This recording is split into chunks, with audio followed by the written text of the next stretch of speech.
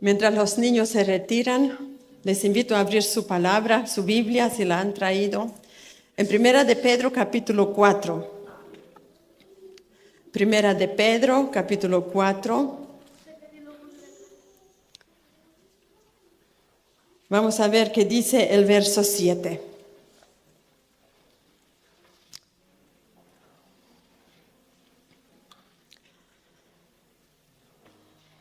Si lo encontraron, pueden leerlo conmigo porque es cortito, un solo versículo.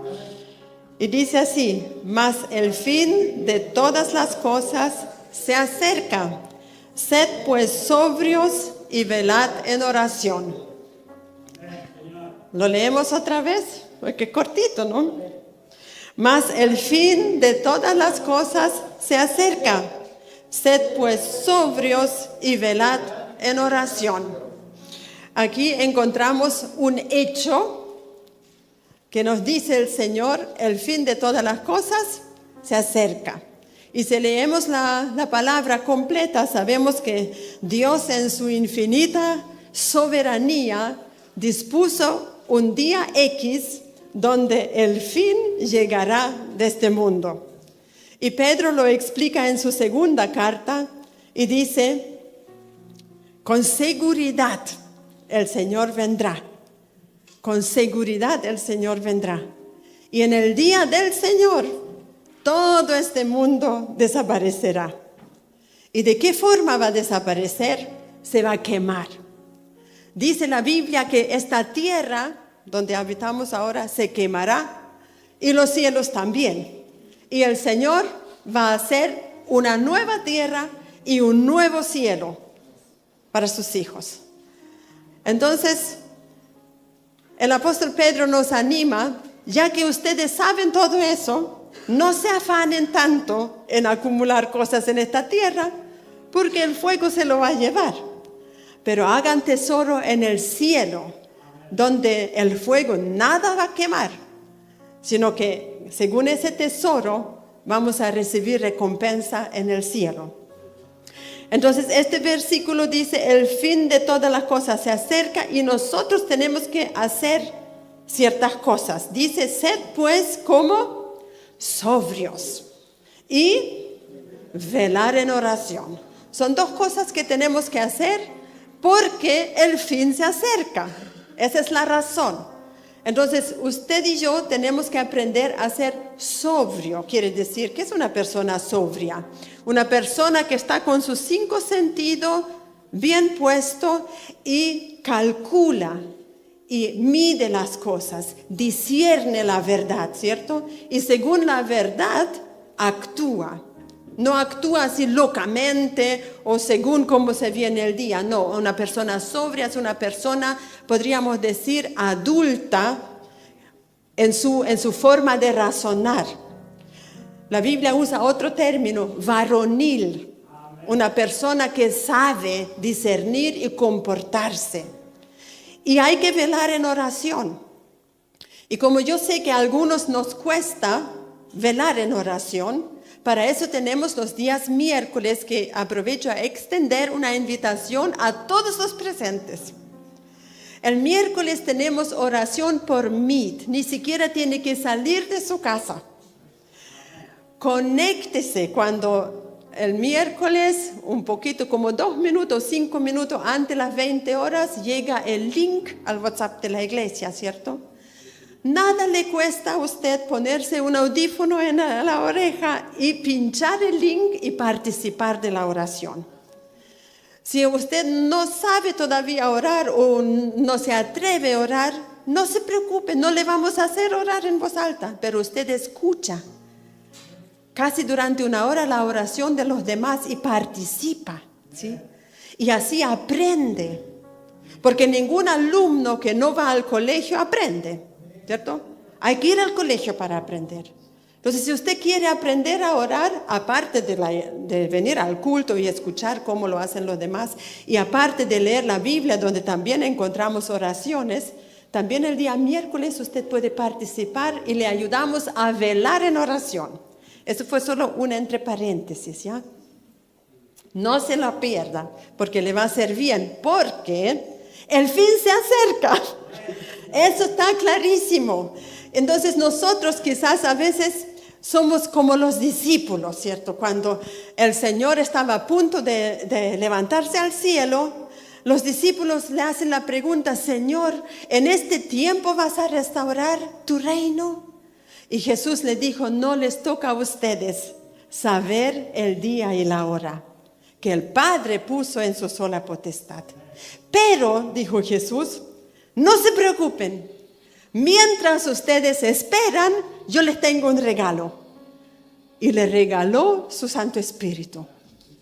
Bautizó a los discípulos en el Espíritu Santo para que no se sientan solos mientras esperan el reino. Entonces Jesús en esta mañana nos dice exactamente igual. Sabemos que el fin se acerca. Todo el mundo en las iglesias habla de aquello. Todos estamos mirando las señales. Israel, las naciones, el comportamiento de los políticos, todo apunta, el comportamiento de la iglesia media dormida, todo eso apunta que el Señor va a volver pronto. Y nosotros muchas veces en oración decimos: Señor, ¿cuándo será el día? ¿Cierto? Ya estoy harta de tanto sufrimiento aquí en la tierra. Ya estoy harta, ya estoy cansada, yo ya no quiero más. ¿Por qué no viene el Señor? Y otros quizás dicen: Señor, todavía no vengas porque quiero hacer esto y quiero hacer lo otro, quiero alcanzar quiero predicarle al otro. Pero hay una interrogante así muy grande en cada uno de nosotros: Señor, ¿cuándo será el día? Y al igual que a los discípulos, el Señor nos dice: tranquilo, ni yo lo sé. Así que no me preguntes más. Eso lo sabe el Padre en su sola potestad. Pero no te preocupes, mientras tanto, te tengo un regalo. Mientras tú esperas mi venida, te tengo un regalo para que no te sientas solo. Y es el mismo regalo que le dio a sus discípulos. El Espíritu Santo, del cual el hermano Felipe nos habló la semana pasada y nos hizo una pequeña introducción esta mañana. Así mismo como el Señor bendijo a sus discípulos con la presencia del Espíritu Santo, la misma forma que Él lo quiere hacer con nosotros, para que nosotros tengamos paz en la espera.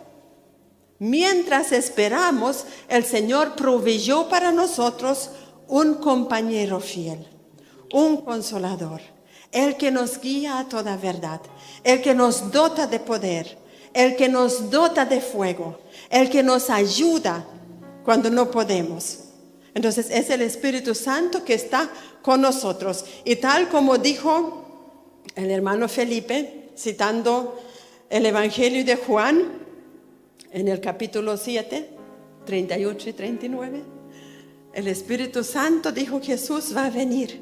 Y cuando lo dijo, la Biblia dice: en el último y gran día de la fiesta, Jesús se puso en pie y declaró la venida del Espíritu Santo. ¿Y a qué fiesta se refería? ¿Usted sabe cuál era la fiesta donde Jesús estaba? Era la fiesta de los tabernáculos, que era el último día de la fiesta. Y la fiesta de los tabernáculos, resulta que todo judío tenía que venir a Jerusalén con sus ofrendas, porque Dios había dicho en Deuteronomio, en Éxodo, lo podemos leer con mayor claridad, pero Dios dijo a su pueblo: van a venir todos a Jerusalén con sus sacrificios y van a celebrar durante 7 días el fin de la cosecha, el fin de la vendimia. Entonces todos venían viajando como cuando uno va de vacaciones, ¿cierto? Y tenían que llevar muchas cosas porque tenían que vivir durante 7 días en chozas, como en carpa. ¿Y qué tenían que hacer? Celebrar, alegrarse. Fíjense, Dios usa una palabra extraordinaria que yo se la voy a decir, no la busque. En Levítico capítulo 23, en casa lo puede leer, pero yo solamente tomé una palabra. Y dijo Dios: es fiesta. A veces tenemos una imagen de Dios medio así serio, ¿cierto? Muy santo, muy reverente, muy así muy... No sé qué se imagina usted Dios, pero en este caso Dios le dijo a sus hijos, es fiesta, muchachos, es fiesta. Dios quería que su pueblo sea un pueblo alegre y por eso les ordenó 7 días de fiesta. Entonces yo me imagino, si me hubiese dicho a mí el Señor, cuando teníamos nuestros 5 hijos en casa y teníamos que viajar, yo habría comenzado como 3 semanas antes a hacer los cakes, a hacer los preparativos, congelar el pollo, a juntar los huevos, todo preparar, ¿cierto? El agua, ¿qué más? El vino, porque en las fiestas judías había vino, mis amados. Y sobre todo en esta fiesta, ¿saben por qué? Porque era el fin de la cosecha. Entonces, una de las últimas cosas que ellos cosechaban eran las uvas. Entonces, en las viñas, ellos tenían un lagar. Para los que no saben lo que es un lagar, era una construcción en el piso, era como de cemento. Entonces, todas las uvas las ponían en ese lagar, así medio, no sé cuánto tamaño habrá tenido, y empezaban a pisar las uvas mientras cantaban canciones. Era una cosa alegre. Entonces los hombres iban pisando las uvas y en la medida que salía el mosto, tenía una canaleta y el mosto se iba mudando a la otra parte de donde lo sacaban y lo iban guardando para tener sidra y luego para tener vino. Entonces para Dios no es nada escandaloso que usted tenga vino, porque Él mismo lo creó y le ordenó a su pueblo que tengan vino en la fiesta. Entonces yo habría tomado mis 5 hijos y mi esposo y a Jerusalén, se ha dicho, porque iban a hacer 7 días, imagínense. No solo un día de camping, como hacemos nosotros como iglesia, el paseo de la iglesia apenas un día. ¿Quién se anima con una cosa así? Pero ¿qué pasaría si dijéramos, vamos como iglesia durante 7 días y el pastor nos dice, amados, habrá fiesta? ¿Usted se animaría? Porque todo ser humano le encanta gozarse. Porque nuestra vida como hijos de Dios no debe ser aburrida, porque nuestro Dios es un Dios alegre. Entonces Él le ordenó a sus hijos esa fiesta. Entonces ya se imaginan, durante 7 días ya pasaron. 7 días donde ellos compartían. Quizás los primos que no se veían nunca, ahí en la fiesta se juntaban. Y los vecinos se compartían. Y el hermano que vivía lejos se abrazaba con su hermano, con su cuñada. Y la suegra que vivía con el otro hermano también se abrazaba. Y ellos contaban cómo te ha ido. Era un tremendo compartir.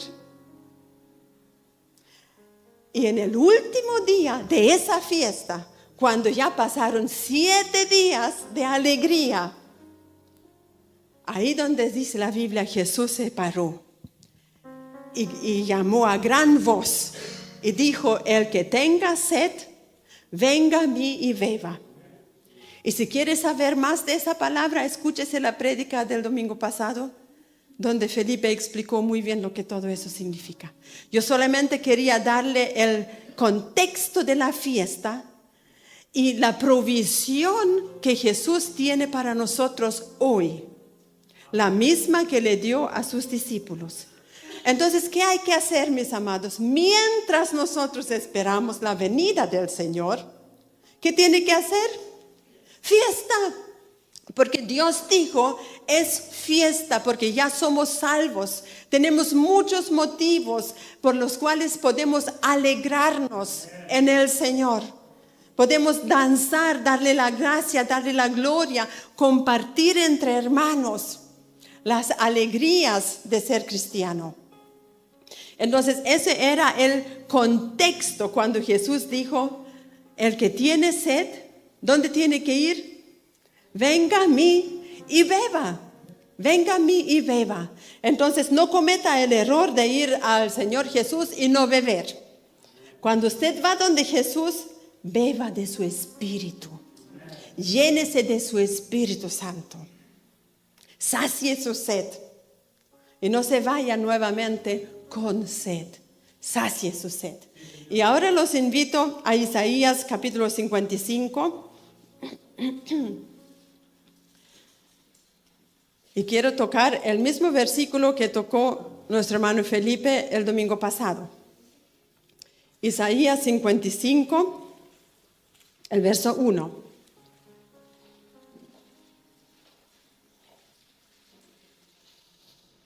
Dice así: a todos los sedientos, vengan a las aguas, y a los que no tienen dinero, vengan y compren y coman. Vengan y compren sin dinero y sin precio, vino y leche. Permiso. Voy a sacar esta cosa y me voy acá.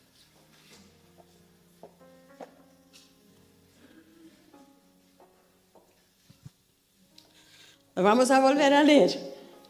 A todos los sedientos vengan a las aguas, y los que no tienen dinero, compren y coman. ¿Se fijan? Nuevamente nos habla de comer, o sea, de pasarlo bien. Vengan y compren sin dinero y sin precio, y hay dos elementos que se nombran aquí: vino y leche. Entonces, para que usted no se le vaya a olvidar la prédica, le traje aquí mi vinito. Aquí está mi copita. Entonces yo me quiero asegurar que usted no se olvide de la prédica, ¿ve? Entonces van a decir: qué escandaloso. En Ñancula hay una pastora que llevó vino y lo puso más encima del púlpito. Qué escandaloso. Pero fíjense que Jesús no tenía ningún problema con el vino, todo lo contrario. Cuando el Señor se juntó con sus discípulos a cenar, a tomar la última cena, que nosotros sabemos que era la última cena, los discípulos no tenían idea. Los discípulos habían preparado la Pascua, ¿cierto? El día antes que el Señor fue crucificado. Ellos prepararon la Pascua, quiere decir el Cordero. Entonces, como de costumbre, había vino. Permiso. Ay, parece que puse muy mal el corcho este. No me va a ganar. ¿Ven? Entonces, cuando Jesús se juntó con sus discípulos a comer la Pascua, ellos tenían vino, tenían pan, tenían especies, tenían carne. Los discípulos no tenían idea lo que iba a pasar. Y mientras estaban comiendo y mientras se servían su vino, de repente Jesús dijo, tomó el pan, lo partió y le dijo: tomen ese pan, que es mi cuerpo, que será entregado por ustedes. Y luego tomó la copa y le dijo a sus discípulos: tomen todos de esta copa, que es símbolo del nuevo pacto que yo voy a hacer con ustedes en mi sangre. Y recién ahí, yo creo que los discípulos, algo se le alumbró en su mente, porque la Biblia dice que ellos no entendieron nada hasta que después Jesús resucitó. Entonces, métense ustedes en esa escena de 12 hombres que están ahí con el Señor Jesús, comiendo su cordero, tomando su vino como de costumbre, porque era una costumbre judía. Porque el vino para ellos lo relacionaban enseguida con una comida, lo relacionaban enseguida con provisión de Dios, porque algunos de ellos vivían de las viñas que tenían. Era su fuente de trabajo y para algunas familias su fuente de ingreso. Entonces era normal que ellos tenían vino en sus celebraciones. Ahora, no es normal tomar demasiado, ¿cierto? Si bien el Salmo 104, versículo 15 dice, el vino alegra el corazón del hombre, pero también en Proverbios creo que 23 dice, el vino puede ser como una serpiente que te va a morder si tomas demasiado. O sea, todo en su justa porción. El Señor nunca dijo que hay que emborracharse, todo lo contrario. Pablo dice, no se emborrachen con el vino, más bien se llenos del Espíritu Santo. Pero no dice que el vino es el problema. Todo lo contrario, Pablo también le escribe a Timoteo, a causa de tus muchas enfermedades, haz uso de un poquito de vino. Entonces puede ser algo también saludable, pero hay que saber servirse. No tomar, servirse, ¿cierto? Para que suene un poco más elegante. Porque cuando Jesús fue invitado a una boda en Caná de Galilea, ¿qué se les había acabado? El vino. A lo mejor era una familia humilde que no tenían grandes cantidades y se le acabó en medio de la fiesta su vino. Entonces tenían la idea de hablar con María, la madre de Jesús, ¿cierto? Siempre las mamás salvan. Entonces le dijeron, ¿por qué no hablas con Jesús? A lo mejor él, no sé qué habrán pensado.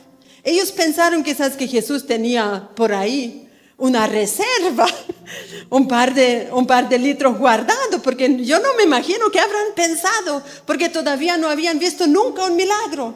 Para nosotros es fácil decir, Jesús convierte el agua en vino si es necesario, porque ya lo hemos leído. Pero para ellos nunca lo habían visto. Pero alguien debe haber tenido fe que para Jesús no hay nada imposible. Y esa fe usted también debería tenerla. Así que María va donde Jesús y le avisa al oído. Te vengo a avisar que no, se le acabó el vino. Y Jesús le dijo, ¿y qué tengo yo contigo, mujer? O sea, al parecer no le gustó mucho a Jesús esa copucha. Pero luego el Señor fue movido a misericordia por amor a la novia y al novio. Porque era fiesta, era una boda.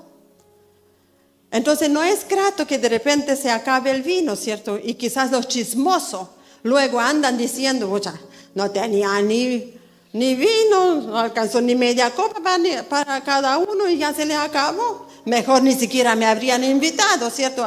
Capaz que algunos se enoja. Entonces el Señor dijo, ya llenen rápidamente aquí las tinajas, y Él convirtió el agua en vino. Y se lo llevan al maestresala, ¿cierto? Y dicen, mira lo que tengo aquí, a ver, pruébalo, ¿no? Y probó y dijo, pero ¿qué pasa aquí? Esta gente primero sirvieron el vino medio malo y ahora vienen con un vino pero de primera. ¿Ven? Yo también tengo aquí medalla real, no cualquier cosa. Medalla real. No lo compré yo en todo caso, para que no me confundan. Entonces Jesús hizo un vino extraordinario. Yo creo que todos los que después tomaron de ese vino tienen que haberse dado cuenta que ese vino era como no era de acá. Ese vino era especial. ¿Y qué le dijo Jesús a sus discípulos cuando tomó en la última cena la copa? Le dijo, yo ya no beberé del fruto de la vid hasta que no lo voy a volver a beber con ustedes en mi reino. Quiere decir que durante todo este tiempo Jesús en el cielo no se sirve nada de vino, pero se va a volver a servir cuando todos sus discípulos, ese gran glorioso día, estarán en la mesa junto con Él. No sé si será el mismo de la boda de Caná, pero va a ser un vino celestial que nos vamos a servir junto con el Señor y recordar mientras estamos en la tierra, cada vez que tomamos la cena del Señor, que en ese día Él hizo un pacto con todo aquel que acerca a Él en fe y lo recibe como su Señor y Salvador. Entonces, esta es la historia del vino del pueblo de Israel, que ellos siempre lo relacionaban con el compartir, con la alegría, con la fiesta, con la gratitud, con la alabanza, porque para eso se juntaban durante esos 7 días. Entonces, cuando nosotros nos juntamos en la iglesia, ahora en nuestras fiestas no necesitamos vino físico, ¿cierto? Porque aquí nunca le vamos a servir vino en el anexo porque no corresponde, ¿cierto? Si usted se quiere servir en su casa, esa es cosa suya. Pero por amor a mucha gente que viene al Señor y han tenido problemas, dificultad de alcoholismo en su vida pasada, es mejor no, ¿cierto? Y hacemos igual que Jesús. Él dijo, ya no más, hasta ese día cuando ya estoy con ustedes en la gloria. Entonces mejor por amor a los demás uno se deja de servir. Pero si usted se quiere servir en casa solito con su esposa, disfrutar con sus hijos, usted lo puede hacer. Nadie se lo prohíbe, ¿no? Pero todo en su justa medida. Entonces les quiero leer porque me parece muy importante lo que Jesús dijo. Mateo 26, los versículos 26 al 29. Dice, mientras comían, tomó Jesús el pan y bendijo y lo partió y dio a sus discípulos y dijo, tomad, comed, esto es mi cuerpo. Y tomando la copa y habiendo dado gracias, les dio diciendo, beban de ella todos, porque esto es mi sangre del nuevo pacto, que por muchos es derramada para remisión de los pecados. Y os digo que desde ahora no beberé más de este fruto de la vid, hasta aquel día en que lo beba de nuevo con ustedes en el reino de mi Padre. O sea, cuando nosotros celebramos la cena del Señor y tomamos el fruto de la vid, que es el jugo, entonces nosotros nos acordamos de este suceso, que Jesús derramó su sangre por nosotros en la cruz. Y en agradecimiento nosotros celebramos la cena y proclamamos su victoria en la cruz y el perdón de nuestros pecados. Vamos a leer un par de versículos que nos dicen de la importancia de la sangre de Jesús. Efesios capítulo 1, el verso 7. Dice, en quien tenemos redención por su sangre, el perdón de pecados. Eso es lo que Jesús hizo por nosotros al derramar su sangre. Perdonó nuestros pecados y nos compró, porque eso significa redimir. Él nos compró para sí.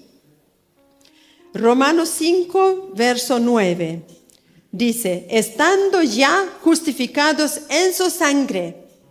O sea, ¿cuál fue el elemento de su justificación y de la mía? Su sangre.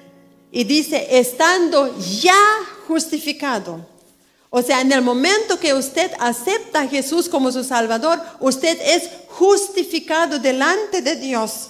Y nadie lo tiene que acusar, porque usted ha sido justificado. Jesús tomó su lugar y lo justificó delante de Dios. Y eso no depende de si es buen cristiano o mal cristiano.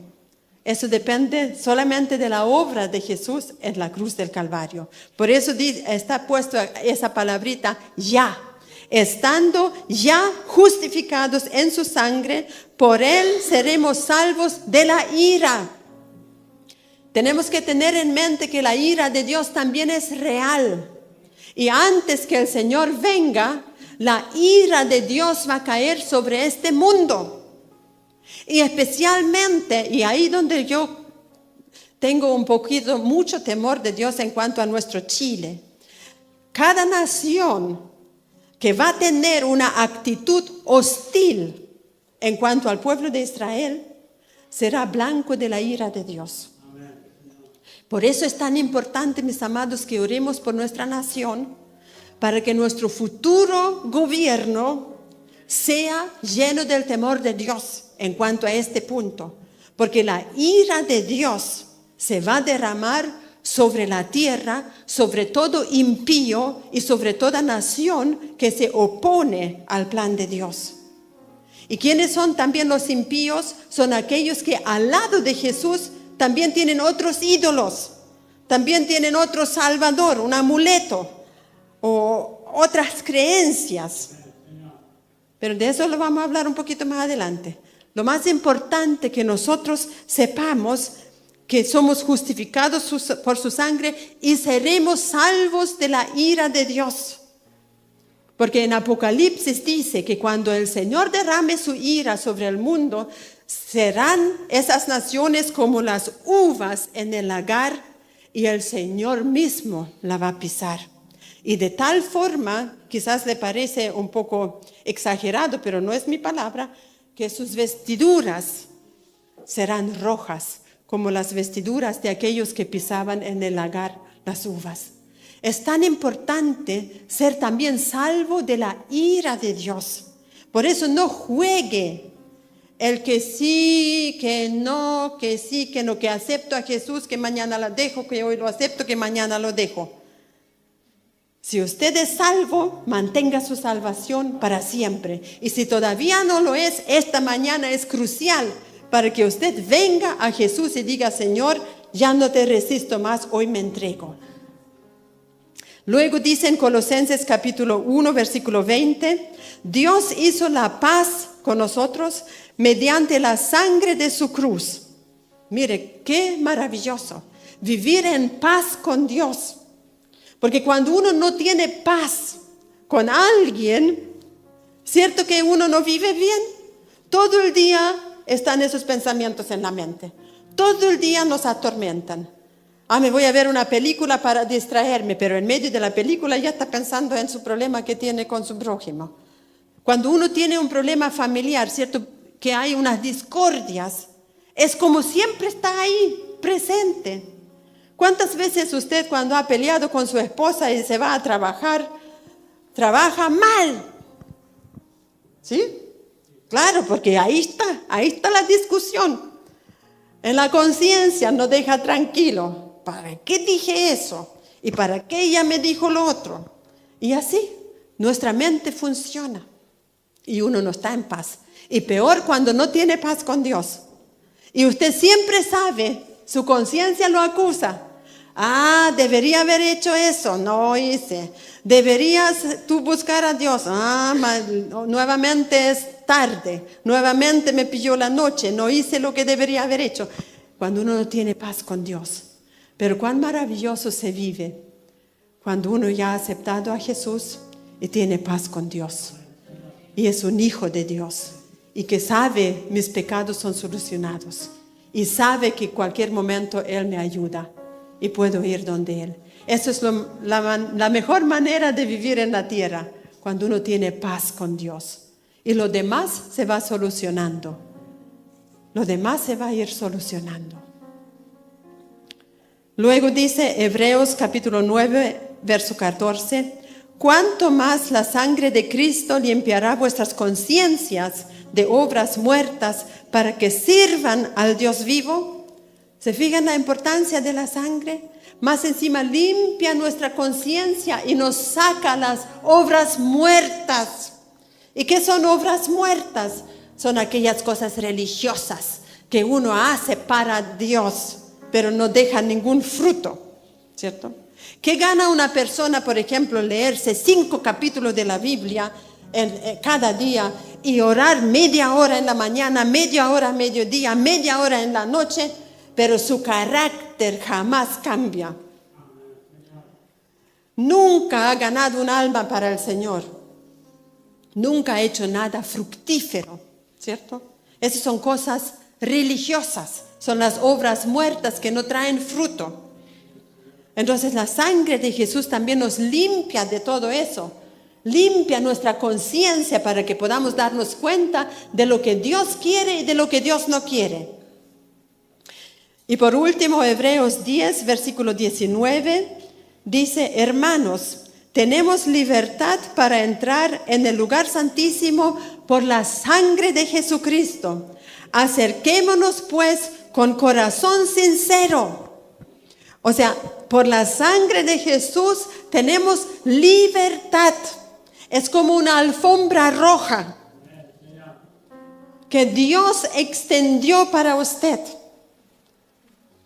¿Y hasta cuándo se va a hacer el rogar? Algunos. Y también los que escuchan y todavía no tienen un compromiso con el Señor. El Señor ya tiempo que está esperando, está llamando. Entonces es tiempo de dar quizás para alguno el primer paso de decir, Señor, yo quiero tener esa libertad para entrar a tu presencia. Porque en el lugar santísimo está la presencia de Dios. En el lugar santísimo donde uno conversa con Dios. Entonces para eso Jesús derramó su sangre para que usted pueda entrar al lugar santísimo. Pero tiene que tener cuidado, mis amados. Al lugar santísimo usted no puede llevar nada de lo que a Dios le desagrada. Por eso dije delante, tiene que entregar todo lo demás. Los amuletos, los santos, las creencias falsas, todo eso hay que deshacerse.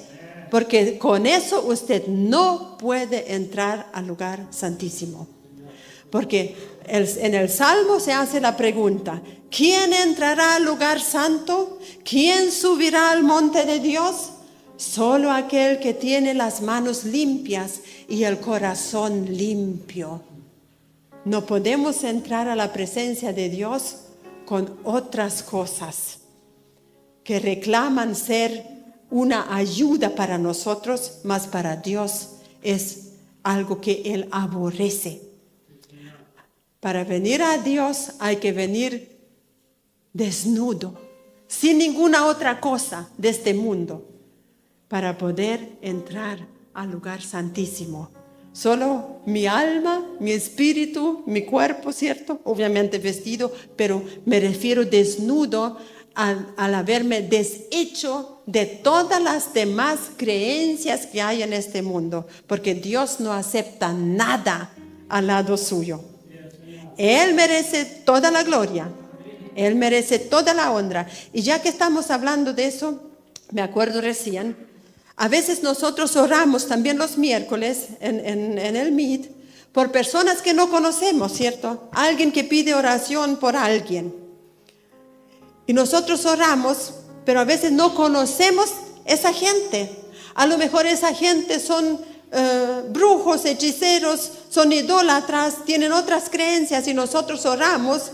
A lo mejor el Señor interviene en su hijo, estoy poniendo un ejemplo. Y la mamá le va a ir a dar la gloria al San Sebastián o al San no sé cuantito. Porque ellos también tienen sus creencias y piensan que a lo mejor ese intervino. Entonces por eso cuando nosotros oramos, mis amados, siempre tiene que ser a base de nuestra prédica. Oramos por aquellos que le hemos entregado el mensaje, para que ellos sepan que si hay un alivio en esa persona es porque oramos al Dios vivo, al Dios eterno, al único Dios que interviene, sana, salva y liberta. Así que eso es lo que la sangre de Jesús representa para nosotros, para lo que fue derramada. Entonces vamos a valorar la sangre de Jesús. Y cuando usted ora, puede darle gracias al Señor. Gracias, Señor, porque derramaste tu sangre para limpiar mi pecado, para limpiar mi conciencia. Por tu sangre yo puedo entrar a tu presencia.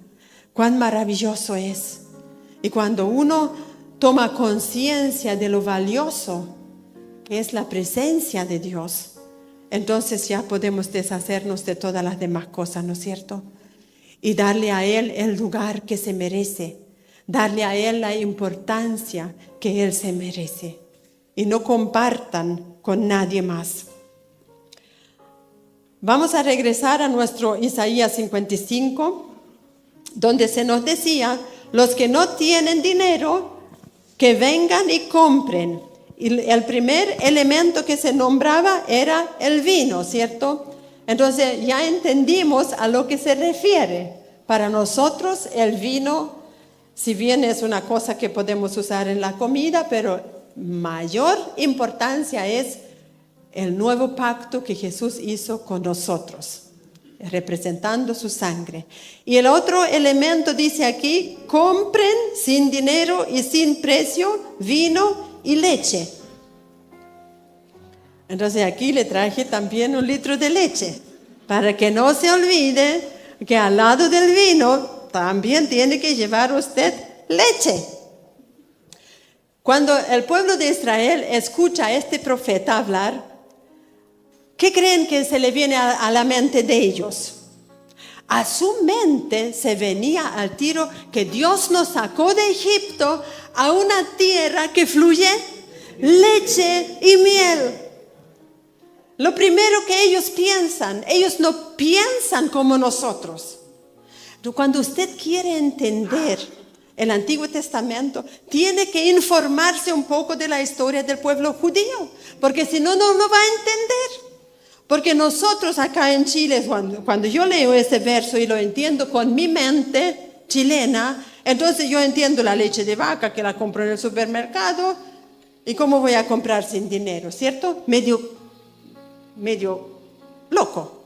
Pero cuando yo trato de entenderlo en el contexto que el profeta le está hablando a un pueblo que fue sacado de Egipto y Dios le dijo, te voy a llevar a una tierra donde fluye leche y miel. ¿Qué relacionan ellos? Ellos relacionan con una tierra, lógicamente no va a brotar de la tierra en vez de agua, leche, sino que eso me está hablando que Dios le va a dar animales. Que sus ovejas se van a multiplicar, que sus vacas se van a multiplicar y van a tener abundancia, que va a fluir mucha leche. Eso es lo que ellos piensan y de hecho fue así. Ellos fueron riquísimos. Si solamente pensamos en todas las ofrendas que ellos traían a la casa de Dios, muchos animales. Ellos tenían muchísimos animales. Entonces, cuando habla de que fluye leche y miel, quiere decir que algunos de ellos eran empresarios que tenían tantas ovejas que hacían queso, ¿cierto? Y eso la historia lo relata. Entonces, la leche nos habla de una abundancia. Nos habla de una tierra donde es agradable estar. Por eso, cuando ellos iban a la fiesta de los tabernáculos, los 7 días, también llevaban leche, llevaban su queso, porque era parte de su alimentación. Entonces, cuando los judíos escuchan a este profeta, ellos se recuerdan de eso, que Dios quiere proveer para su necesidad. Dios es un Dios proveedor. Dios no quiere que sus hijos pasen necesidad. Amén. Dios quiere proveer, pero para que Dios nos provea, en primer lugar tengo que asegurarme de que soy un hijo de Dios. Porque entonces todas estas promesas se van a cumplir en mi vida. Porque usted como padre tampoco provee para el hijo del vecino. Generalmente uno provee para su propia casa, ¿cierto? Y de ahí quizás comparte, pero no es su obligación alimentar a los 5 hijos del vecino. Basta con que usted alimente los 3 que tiene, ¿cierto? Eso es normal. Entonces Dios Padre alimenta también especialmente a sus hijos. Aunque la Biblia dice que el sol sale sobre justos e injustos, pero la bendición de Dios está en la tienda de los justos, mas la maldición está en la tienda de los impíos. Eso tenemos que tenerlo muy claro. Si usted quiere ser bendecido por Dios, asegúrese ser un hijo de Dios y vivir en los principios de la palabra de Dios. Entonces será bendecido. Ahora, cuando nosotros leemos el Nuevo Testamento, ¿quién de los apóstoles usó la leche como elemento en su carta? El apóstol Pedro. El apóstol Pedro escribe en 1 de Pedro capítulo 2, verso 1 al 3. Desechando pues toda malicia, todo engaño, hipocresía, envidia y todas las detracciones. Y ahora viene, desead como niños recién nacidos la leche espiritual no adulterada, para que por ella crezcáis para salvación, si es que han gustado la benignidad del Señor. Miren, este verso es tan importante. Es tan importante. Es el último de hoy, por eso le animo que ponga mucha atención. En este verso vemos que primero hay que deshacerse de ciertas cosas. Ahora usted se va a hacer una radiografía. Es como meterlo a, ¿cómo se llama esa máquina? Al escáner, por ejemplo. Y va a aparecer todas las cosas. Dice, desechando. ¿Qué significa desechar? Votar. Me deshago. Desechar pues toda malicia en primer lugar. Si usted tiene malos pensamientos, malos hábitos, malas costumbres, malas palabras, cosas malas que usted ve, deséchelo. Desechar toda malicia. Luego dice, todo engaño. Nosotros no tenemos que engañar a nadie. A Dios no podemos engañar, así que no intente. Eso no va a funcionar. A Dios nadie le engaña porque delante de Él conoce hasta nuestros pensamientos antes de que salga de nuestra boca. A Él no le vamos a engañar, pero tampoco tenemos que engañarnos entre nosotros. Entonces todo engaño fuera. Y ahora viene algo que casi todos tenemos en algún momento, la hipocresía. La hipocresía. Esa hay que deshacerse también de ella. No podemos dar una cierta imagen de nosotros mismos, pero en verdad somos otra persona. No podemos venir aquí en el culto, danzar al Señor, pero en la casa somos un ogro los hombres y las mujeres rencillosas, ¿cierto? Enojonas, poco cariñosas, que soy yo a veces. Entonces, cada uno tiene sus detalles, ¿cierto? Entonces, hay que trabajar en eso. No hay que ser hipócrita para que los demás piensen, ¡ay, qué buen cristiano! Pero si le preguntáramos a los compañeros de trabajo o preguntáramos a los de la casa, ¿qué tal? A lo mejor sale otra radiografía, ¿cierto? Y usted diría, no, esta no es mi resultado, esto no es mi examen. Pero al Señor no podemos engañar.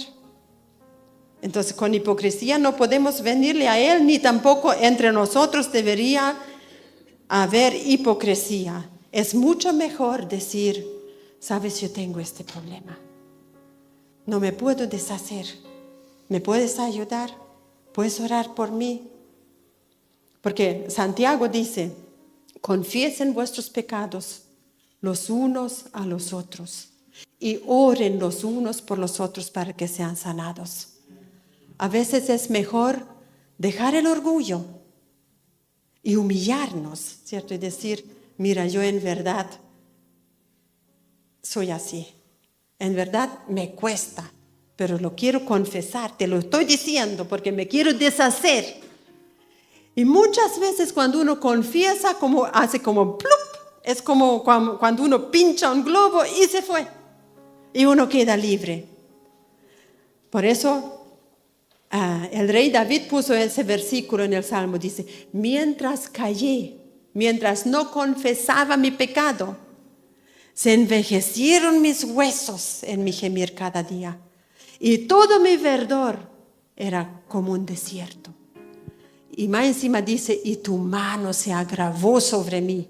O sea, él sentía la mano de Dios sobre su vida, porque sabía que no anda bien. Y él dice, y mientras no confesaba, mientras callé, me sucedieron todas esas cosas. Así que mejor confieso. Y dice David, por eso todo hombre vendrá a ti y confesará para ser libre. Qué maravilloso. Y eso, gracias a la sangre de Jesús, que Él nos puso la alfombra roja para que usted y yo pasemos. Y seamos libres de verdad.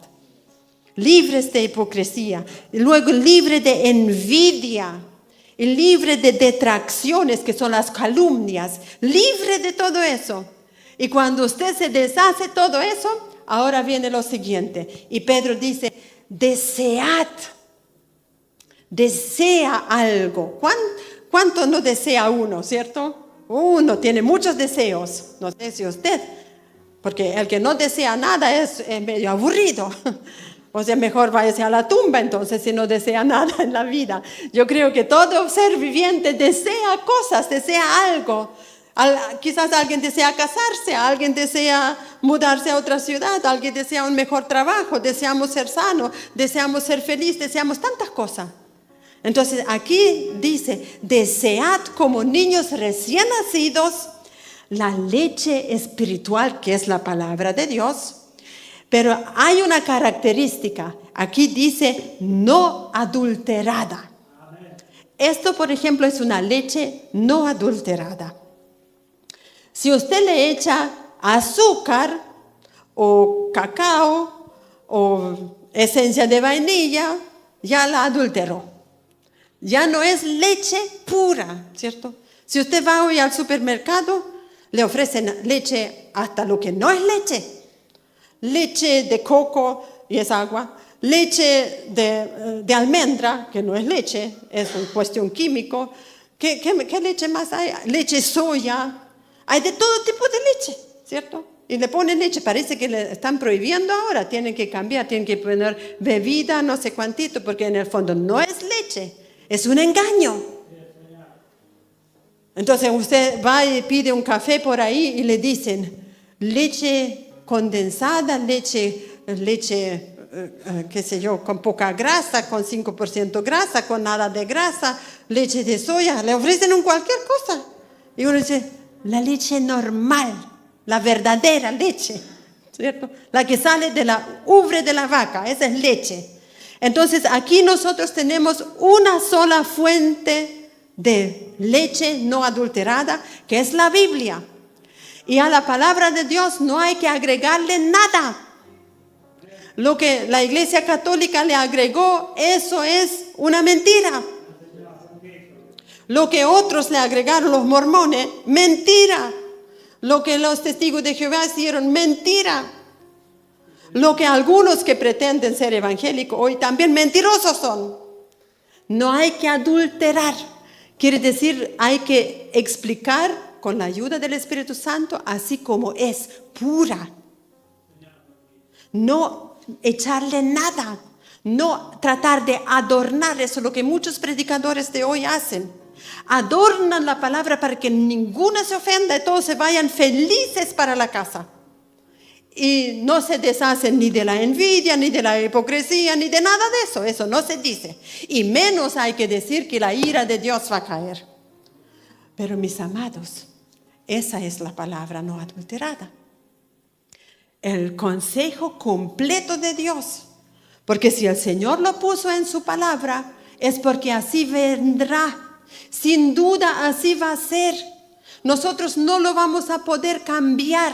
Por eso yo personalmente nunca oro por la paz mundial, porque no va a haber paz mundial hasta que el Señor no venga. No vamos a tener fin de guerras, ni vamos a tener nada de temblores, ni de terremotos, ni de enfermedades. Todo eso va a estar hasta el final. No lo podemos quitar. Pero lo que sí podemos arreglar nuestra vida personal. Esa es su responsabilidad y la mía. Entonces, los padres de familia, si no es por amor a usted mismo, por amor a sus hijos. Porque yo creo que ningún padre quiere que sus hijos sufran. Por amor de sus hijos, por último, camine en la palabra de Dios, para que sus generaciones puedan ser bendecidas. Entonces el Señor nos enseña aquí, desead como niño recién nacido la leche espiritual, que es la palabra de Dios, no adulterada. Cuando usted se prepara para venir al culto, siempre ore por nosotros. Que cuando prediquemos, cuando predique Felipe, cuando predique Alejandro, cuando predique el hermano Julio, cualquiera que se pone aquí o en todos los púlpitos de Chile, ojalá que prediquen la palabra del Señor no adulterada. Porque cuando usted come algo adulterado, donde se le han agregado elementos contaminantes, le va a hacer mal. Le va a dar una indigestión. Se puede hasta morir. Y eso sucede cuando los predicadores predican mentiras porque usted se va a morir y va derechito al infierno si no se les advierte que solamente con la sangre de Jesús nosotros somos salvos de la ira venidera de Dios. Entonces, cuán gran privilegio tenemos nosotros de estar aquí, de estar en la presencia misma del Dios vivo. Es el privilegio más grande que puede tener un ser humano. Así que agradezcámosle siempre al Señor que tenemos la oportunidad de recibir alimento espiritual no adulterado.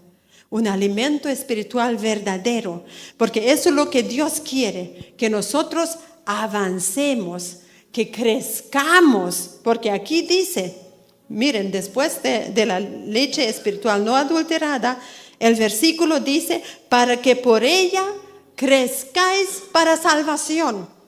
O sea, lo que nos hace crecer es la leche espiritual no adulterada, la palabra de Dios, pero no la palabra de Dios sin el Espíritu.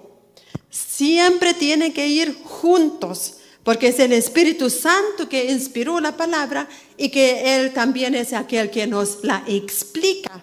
Él es aquel que nos guía a toda verdad. Así que lo mejor que usted puede hacer es estudiar la Biblia junto con el Espíritu Santo.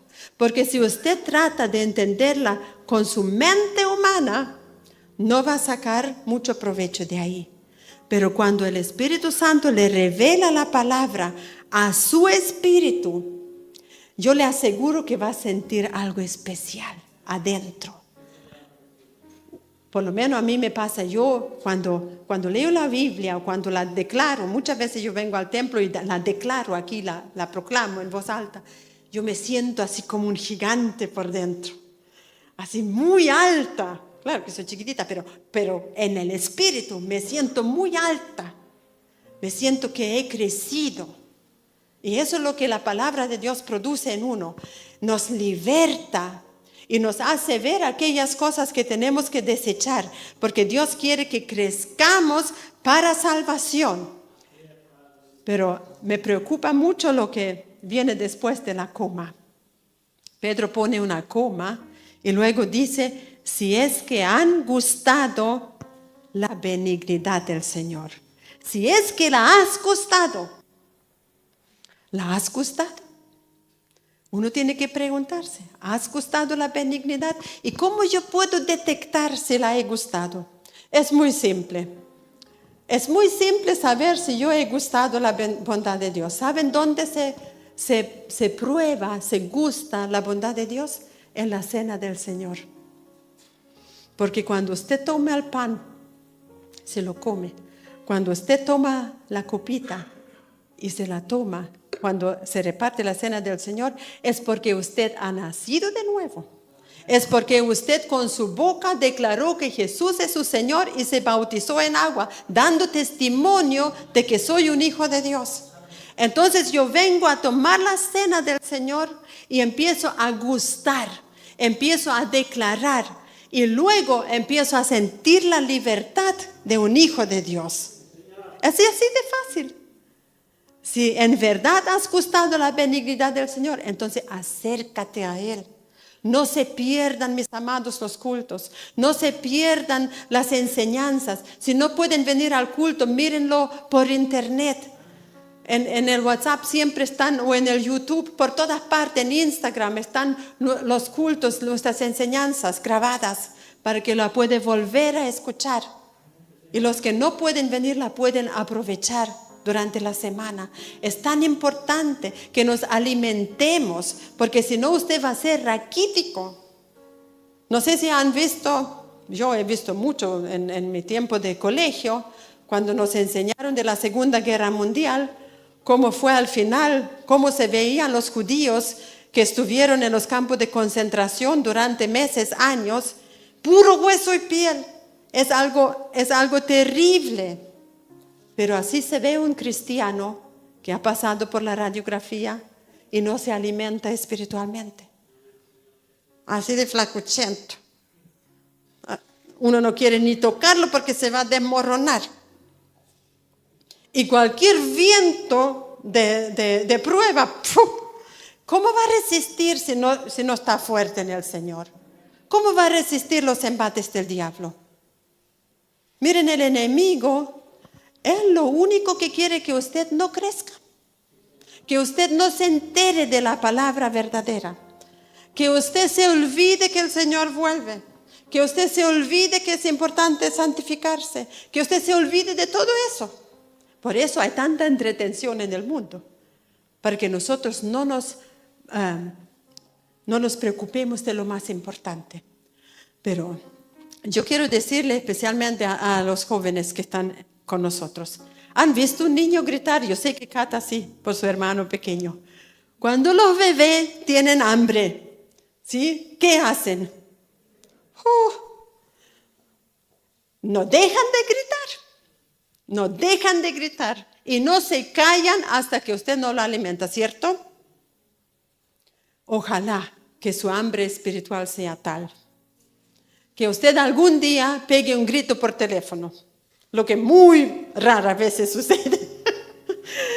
Pastor, explíqueme esto, ¿cierto? Necesito saber, quiero más.